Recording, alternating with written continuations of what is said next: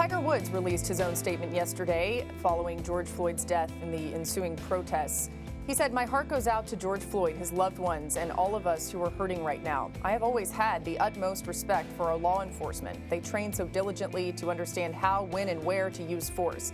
This shocking tragedy clearly crossed that line.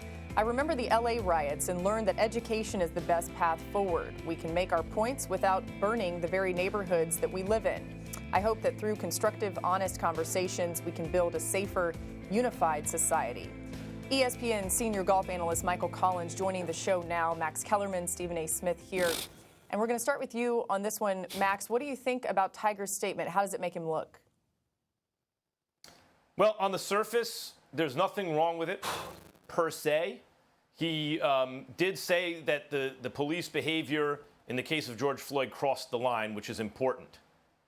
However, it is instructive to me to look at where the focus is and how much ink was spilled, or in this case, digital letters represent Tiger's focus. He begins by saying his heart goes out to George Floyd and his family and everyone affected. Of course, needless to say, but it's good to say, that's how everyone feels. Everyone, you would assume, would feel that way if you're a human being.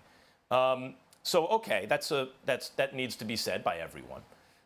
He then goes on to talk about how diligently police train, okay, and how much respect he has for police. Is this really what this is about right now? But, okay, I, too, have a lot of respect, especially there are good police out there, and good police work is about the hardest work there is. There's tremendous risk involved. It involves patience, wisdom, like courage. Good police work is hard, and there are lots of good police. But is that what this is about? Then he says that behavior crossed the line, and then he goes right to rioting and how that's not the answer. His focus doesn't seem to be on what's really happening right now. What's happening is a police murdered a man in cold blood in front of the entire world. No arrest was made, as usual, etc.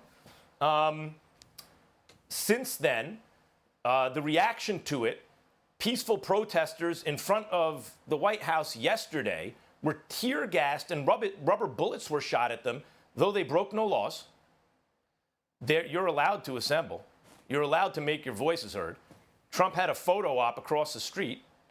And so apparently, reportedly, William Barr, the Attorney General, okayed or gave the order to fire tear gas at a peacefully by the way, they weren't violating curfew, which was a half hour after that.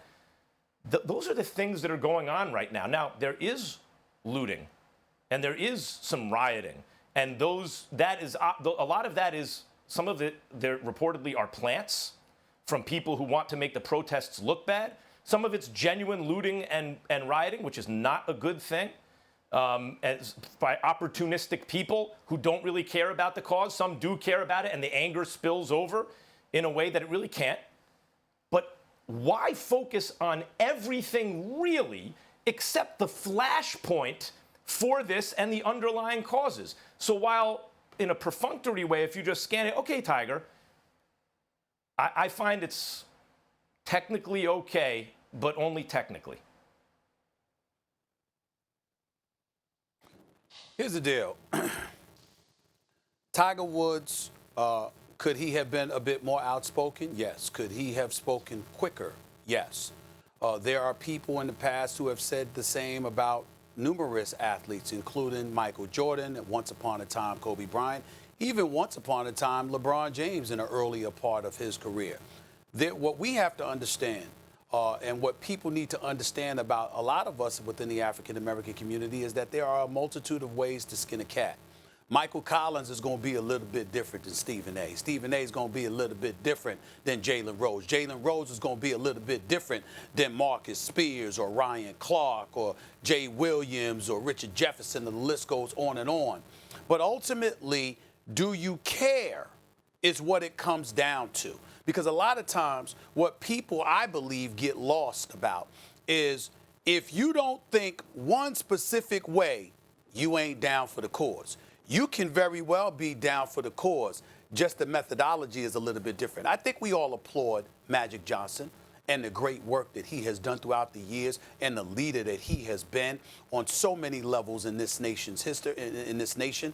I think that if we look deeper into the resume of a Michael Jordan and see his charity, his charitable and philanthropic actions, I think we'd be pleasantly surprised at the things that he's done, not to mention an inordinate number of black people he has employed and empowered along the way.